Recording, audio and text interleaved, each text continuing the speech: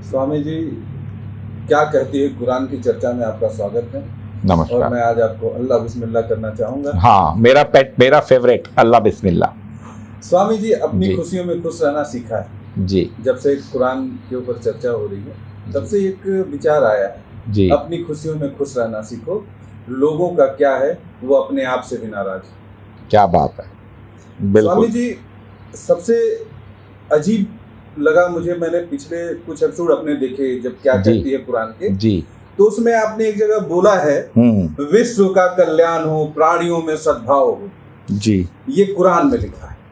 ये सब सनातन धर्म और ये अल्लाह वाले, ये सब हैरान है ये जान के कि आखिर में कुरान में कहाँ लिखा है। अच्छा, ये मैं जानना चाहूंगा आपसे। देखिए कुरान में ये बात, कुरान आपको बताया, एक तो कोड लैंग्वेज है, साइन लैंग्वेज है। कुरान समझने के लिए आपको पहले तो जो है कुरान की डेप्थ में जाना पड़ेगा। फिर एक व्यक्ति, जो वो व्यक्ति बता रहा है कुरान के बारे में, उसकी बातों को जब सार बनाकर और आधार बनाकर उसकी बातों को जब समझा जाएगा तो इस्लाम वालों को भी कुरान का एक नया वर्जन सामने आ जाएगा। और कुरान एक ऐसी किताब है, देखिए, कि इसके बारे में एक बात पक्की कंफर्म है जो इनकी हदीस भी है। और हदीस तो चलो अभी डाउट में है हदीसें, क्योंकि इतना कुछ लिख दिया गया कि अपने आप ही कुछ सही भी होगा कुछ गलत भी होगा। तो हदीस एक जगह आती है कि यही कुरान कयामत के दिन इस्लाम वालों को अल्लाह कह रहे हैं कि या तो तुम्हारी दोस्त बन के खड़ी होगी या तुम्हारी दुश्मन बन के खड़ी होगी। तुम अपने कर्मों को देखो। तो देखिए, कुरान एक ऐसी चमत्कारी किताब है कि जो भी धर्म मानवता में फसाद करेगा, मानवता को खराब करेगा, कुरान उसके खिलाफ खड़ी हो जाएगी। कुरान एक ऐसी गजब की किताब है, वही वर्डिंग रहेंगे, वही शब्द रहेंगे, मगर उसी धर्म के खिलाफ हो जाएगी। जो धर्म दावा करेगा कुरान मेरी है और इंसानियत को खराब करेगा।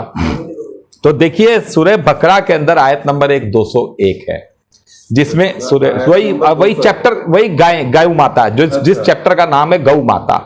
जब आपको बताया गया कि एक आदमी अल्लाह से मिला है 6 अक्टूबर 2016 की रात को, 40-45 सेकंड पूरा ब्रह्मांड घुमाया, ब्रह्मांड का डाटा दे दिया नासा को सब जगह, और वो चिल्ला कर भगवान का पैगाम दे रहा है। उसी के पैगाम के तहत उसने कुरान समझी तो उसको कुरान सारी नया वर्जन उसके सामने आया।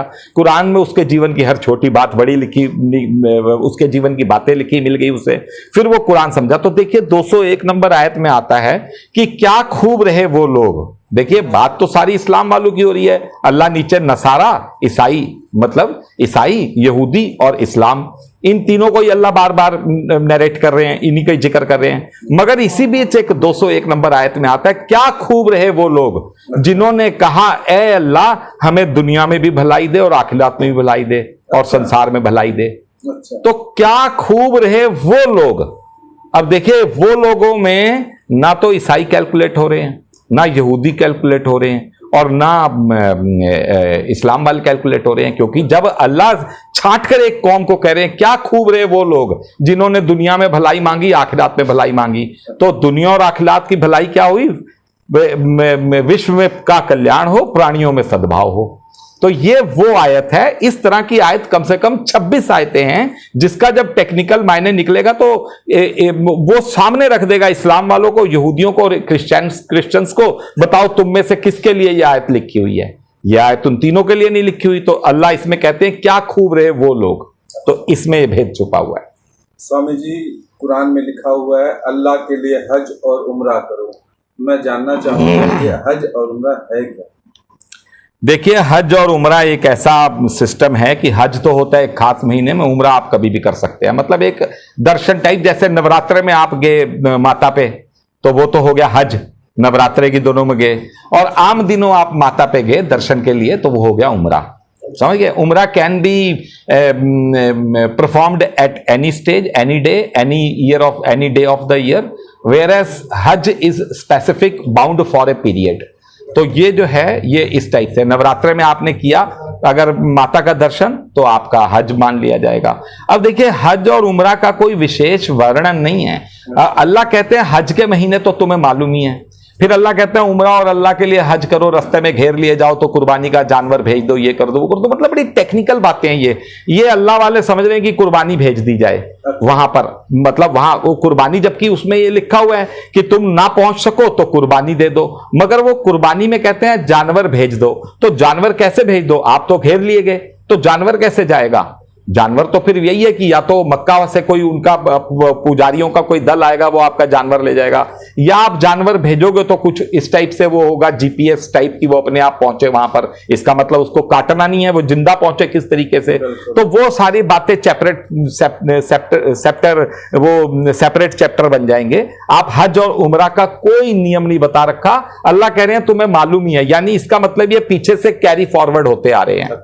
तो जो आपको एक पहले भी बताया जा चुका है कि इस्लाम को तो रिकॉग्नाइज नहीं कर रहे अल्लाह बार बार कह रहे हैं ए बनी इजराइल, ए बनी इजराइल, ए ईसाई। मतलब जो इस्लाम अपने आप को इस्लाम माने बैठा है, जब वो डेप्थ में जाकर कुरान के ढूंढेंगे तो वो अपने आप को इस्लामिक नहीं पाएंगे, यहूदी पाएंगे। बनी इजराइल ही है वो। ये समय का मिसकंसेप्शन है, पिछले कुछ नबियों ने उलट पलट कर दिया कि वो अपने आप को एक अलग कौम इस्लाम माने बैठे हैं, जबकि वो बनी इजराइल है, वो सब यहूदी हैं। ये इतना बड़ा मैटर है कि ये जब बातें खुलेंगी तभी सामने आएंगी। और वो चैलेंज करता है कि कोर्ट में बैठा ले, वो साबित कर देगा इस्लाम वाले है ही नहीं, ये यहूदी हैं। अल्लाह इन्हें यहूदी कह कहकर बार बार वो कर रहे हैं। स्वामी जी, हम इतने दिनों से चर्चा कर रहे हैं क्या कहती है कुरान जी के बारे में, और कुरान के बारे में धीरे धीरे समझना और बताना चाहते हैं। जी जी। आज एक बात जानना चाहूंगा, नमाज क्या है और ये कैसे अदा होती है? देखिए, ये बात फिर वही आ जाती है कि नमाज पढ़ो, कुरान में कहीं भी नहीं लिखा हुआ। पूरी कुरान में एक भी शब्द नहीं है कि नमाज पढ़ो, नमाज कायम करो। अच्छा, अगर किसी ने नमाज पढ़ो लिखा भी हुआ है किसी हिंदी तर्जुमा वाले ने, जैसे कई कुरानों में मिल जाता है नमाज पढ़ो, वो लिख देते हैं ट्रांसलेटर, मगर एग्जैक्ट उसका कहीं भी नहीं है नमाज पढ़ो। नमाज कायम करो आता है। अब नमाज कायम करो यानी आप अपनी नमाज कायम करें, आप अपनी आरती उतारें, आप अपना कीर्तन करें, आप कीर्तन करें, ईसाई प्रे करें, यहूदी अपने व्हीलिंग वॉल पे जाकर, अपना सिनेगॉग पे जाकर अपना शब्बा शलम जो करते हैं वो करें, सरदार अपने गुरुद्वारे जाकर शब्द करें, बुद्ध अपने मठ में जाकर अपना वो चैंटिंग करें, और हिंदू वो करें, इस्लाम वाले जाकर अपनी नमाज पढ़ें। नमाज कायम करो। नमाज करने की कोई किसी तरीके की पूरी कुरान में कोई विधि नहीं बता रखी, कोई तरीका नहीं बता रखा। नमाज कायम करें मतलब पर each and every religion should pray his aarti in his style, that is called नमाज। मतलब इसको हिंदी में समझा दिया जाए, नमाज कायम करे मतलब सब धर्मों को अल्लाह कह रहे हैं कि अपने अपने तरीके की आरती करो भाई, ये है नमाज का। इसीलिए कुरान में कोई तरीका नहीं बता रखा। नमाज पढ़ो कहीं नहीं कह रखा, पढ़ो में तो पिन पॉइंट हो गया। अब मान लीजिए किसी धर्म में किताब ही नहीं है या कोई जानता ही नहीं, तो वो तो पढ़ो शब्द से घूम जाएगा। नमाज कायम करो मतलब जो अनपढ़ भी हैं, कबीले आदिवासी वाले भी हैं, जहां पर कोई किताब नहीं, वो भी एक मूर्ति पत्थर पेड़ कुछ भी रखें, उसके आगे झूमे नाचे, वो उनकी नमाज कायम हो गई ईश्वर को याद करके। स्वामी जी, आज का आखिरी सवाल, मैं सबसे अहम जो ये है, आपके हिसाब से जो खास हिदायत है जी, क्या कहना चाहेंगे आप? देखिए, एक कुरान के अंदर तो कई चीजें बड़ी खास हैं, मगर जो अपनी मेरी पर्सनल फीलिंग है, जो समाज के लिए एक वरदान बन सकती है एक आयत, और खास तौर से केजरीवाल जैसे घटिया लोगों के लिए जिन्होंने शराब की उम्र घटा दी, कि शराब की एज घटा दी, बार्स खोल दिए, ज्यादा टाइमिंग कर दी, मतलब जो निकम्मी सरकारें शराब के ऊपर कमाइयां कर रही हैं, तो इन लोगों के लिए एक बहुत सुंदर आयत है सूरह बकरा में ही, आयत सूरह चैप्टर जो इनका है गौ माता चैप्टर, उसके अंदर एक 219 नंबर एक आयत है कि शराब और जुआ आपके लिए एक श्राप है। शराब और जुआ, शराब से देखिए कितने घर उजड़ते हैं, कितने घर उजड़ते हैं। और सरकार के लिए मां बहन की गालियां देनी जो है इस प्लेटफॉर्म से गलत है, क्योंकि कुरान की बातें हो रही हैं, वरना मां बहन की गालियां भी छोटी हैं।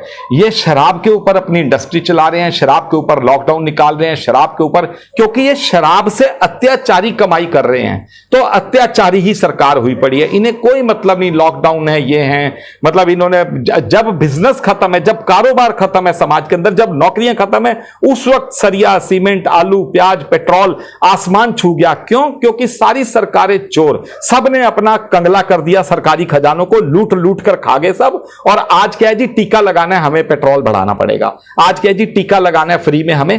क्यों फ्री में टीका लगाना है? क्यों 40 रुपए नहीं इंतजाम हो पा रहे किसी आदमी पे इतने? क्योंकि तुमने सारे सिस्टम को चोर बना दिया। तो शराब और जुआ हराम है, यह कुरान की सबसे सुंदर आयत है। केवल इस आयत के ऊपर अगर एक परिवार के सदस्य अपना ठान लें तो आप देखिए ये आयत ही पूरी धरती को स्वर्ग में बदल सकती है, खासतौर से भारत जैसे देश को। हालांकि पाकिस्तान में तो इस आयत के ऊपर अमल हो रहा है, शराब और जुआ खत्म है, मगर वो फिर भी खत्म है, वो भारत से भी ज्यादा खत्म है। क्यों?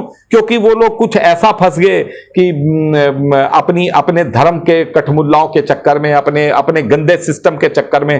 तो वो एक देश ऐसा भी है जहां शराब सिगरेट बैन है, शराब जुआ बैन है, मगर वो देश फिर भी बर्बाद है। तो सवाल वो नहीं है, सवाल ये है कि अगर व्यक्तिगत तौर पे कुछ पूछा जाए तो शराब और जुआ जो आयत 219 नंबर हराम बता रही है, वो ही आयत अपने आप में पूरी कुरान का और इंसानियत का निचोड़ आयत है। बहुत अच्छी बात, बहुत अच्छा। हमें शराब और जुए ऐसी आदतों को खत्म करना चाहिए समाज से। बहुत बहुत धन्यवाद। अपनी जनता का भी शुक्रिया करना चाहूंगा, वो हमें इसी तरह प्यार और इसी तरह लाइक और शेयर करते रहें। क्या कहती है कुरान में, आप सभी का बहुत बहुत धन्यवाद। धन्यवाद।